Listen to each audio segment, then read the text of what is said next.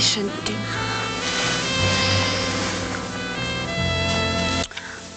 We can't do this. I can. Why can't you?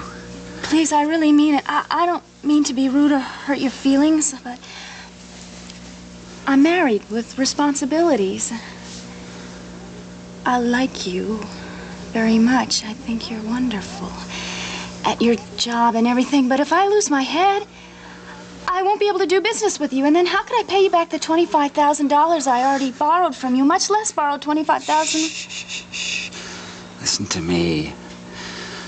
I don't want money ever to be a factor in our personal relationship. Why do I have the feeling it already is? Hey, I loaned you the money you lost in wool, and I'm more than prepared to loan you another $25,000. Because... Yeah? Because I have complete faith in you as a client. But business is business. Now, when we're talking commodities, then we'll talk money. But when we're alone together... Yeah, we should keep our heads. Too late. I haven't been rational since the first day you walked into my office. Make it sound like I'm crazy and it's contagious. You make it sound like you don't know what I'm talking about. Now, you said you liked me, right? Yes. Well, I agree that commitments and responsibilities are important. But you also said that your marriage is not that satisfactory at the moment. Neither is mine. Yes? Yes. So, we both agreed that we enjoy each other's company. And that we're going to continue to do so. Well, sort of. Yes, so I don't understand why you won't let me be completely honest with you. About? About the fact that ever since I first met you, I haven't been able to get you out of my mind. Really? How do you get any business done? With great difficulty. Oh, please, Dan.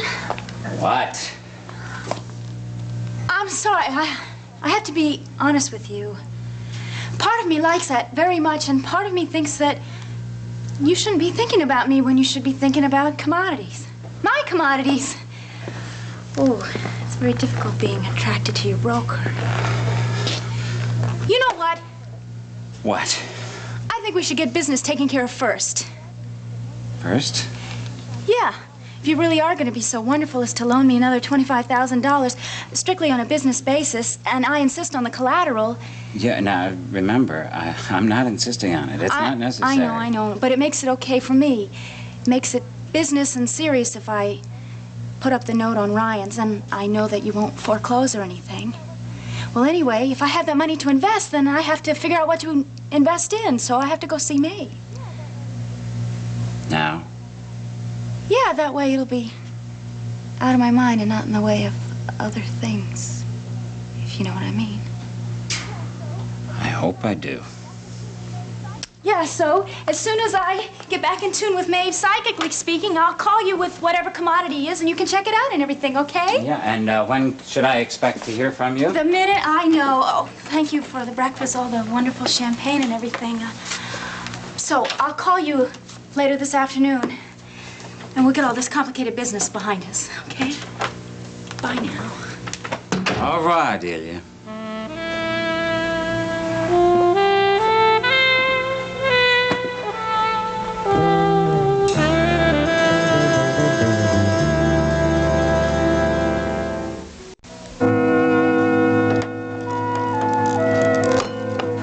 You can spare me the look, man. I am perfectly well. I'm in the prime of my life. It was just the tension, that's all. I just got dizzy and I fainted. All right. So just, I leave me alone. I'm bored to death with the whole thing. Did you make the appointment for the checkup? No, I didn't make the appointment, not yet. Because I'm not supposed to. The doctor said just take it easy for a couple of days and then make the appointment. And why aren't you taking it easy? Well, what am I doing? I'm sitting here at my own bar. How much easier can you take it? Are you off your bloody rocker? What are you doing, John? I'm resisting the temptation to give you 5 of the best. If I want to smoke a cigarette, I'm going to smoke a cigarette. I'm not going to act like some 12-year-old and go sneaking down to the basement. Well, most 12-year-olds I know wouldn't be caught dead smoking. And that's the operative word, dead, death. They'll kill you.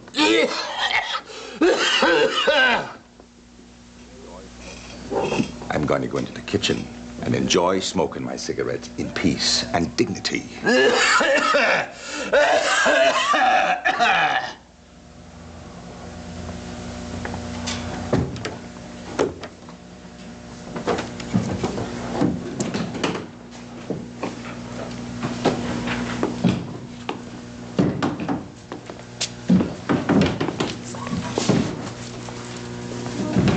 Beer? Sure. 2 draft, please. Oh, sure. This is the kitchen. Can I help you? Sorry, I was just looking for the phone. Well, there's a payphone out there. Thank you very much. Great. Thanks a lot. Thank you. I'll be right back, yeah?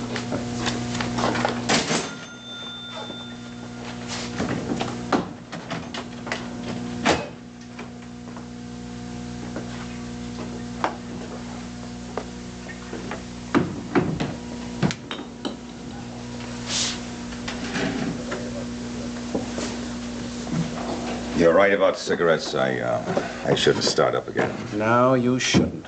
So, jog me up if you see me starting again. Not that you won't anyway, if you feel like it. Did you find the phone? No, I remembered she wasn't home. Oh, John, what are Frank's plans now? Is he talking about it at all? well, he and Jillian are opening law offices together. That's as far as I know they've planned. Well, let me point out that there's Frank and Gillian back together, and all your children have their health and courage and hope. Yourself and Maeve sound and safe together. Business is prospering. And the bar is mortgaged to Delia. But it's making money nonetheless. And now that you've given up smoking, you have more to be thankful for.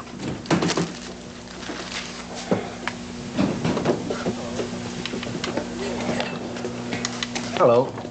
Hello to you. Could I have a cup of black coffee and one of those donuts? Sure. Coming up.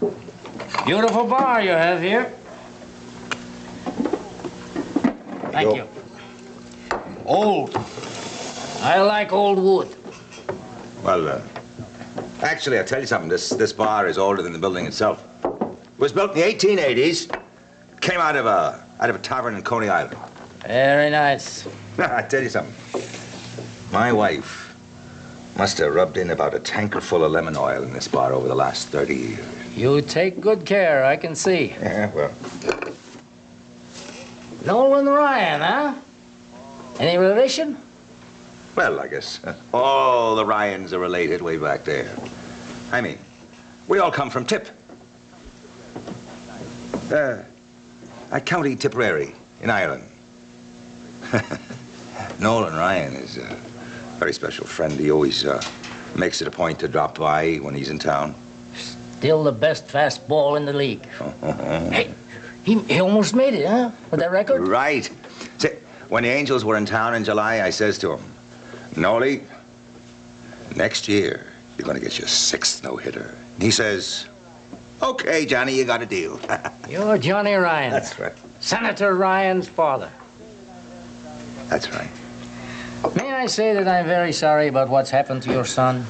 I regret very much for him and for the state. It's very hard when you are innocent of something to have to try to prove that you didn't do it. People always want to believe the worst. True? Sad, but true. Yeah. I understand that you and Mrs. Ryan have quite a family. Uh-huh. 2 sons, 3 daughters. I'll tell you something, mister. Our kids are the greatest satisfaction of my life.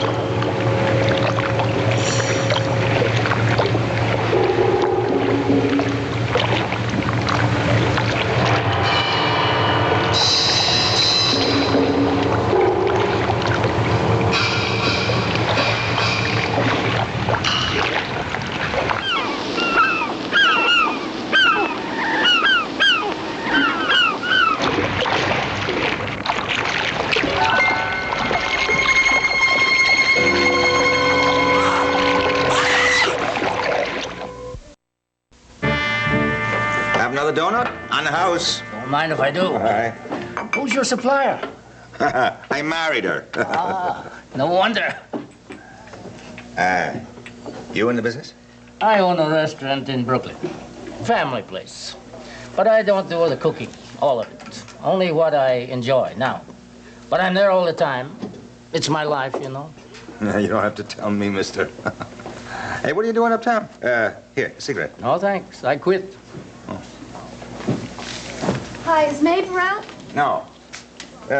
She took little John over to visit Faith. John, what are you doing? All right, you take care of the bar. I'll wait on the 2 customers at the table. Johnny, since when have you started smoking again? I haven't. Excuse it a minute. Sure, you have to take care of your business. You shouldn't do that. It's bad for you. I know. I quit. Good for you. I would if I did, but I don't. Smoke. Right. Hey, don't I know you? Now you do? Yeah, but you look familiar. Do you live in the neighborhood? No. But I'm sure I've seen you. Where do you live? Brooklyn? Oh, I've been to Coney Island. And Brooklyn Heights. Guess there's a lot of Brooklyn in between. Like all of it. Well, what do you do for a living? I'm a restaurateur. No kidding. You don't look like you would. Wait a minute, I know who you are. You're Joe's uncle. I've seen your picture in the paper. You're Tizo Novotny. How do you do? What's your name? Delia Reed Ryan Coleridge. You're Joe's uncle. That's right. I'm pleased to meet Siobhan's father. No, we haven't met Mr. Novotny. Please excuse my approach. Sometimes when I meet people for the first time, I don't like to do it as Tizo Novotny. People have preconceptions. Just like we say about your son. It's awfully hard to prove you didn't do something. Yeah. Thank you for the visit. I had hoped to wait and see Mrs. Ryan, meet her, but I have to get back to Brooklyn. Give her my best regards. It was a pleasure to meet you, Mrs. Coleridge. Thank you. Good luck, Johnny. You got a terrific place here. I hope to see you again soon.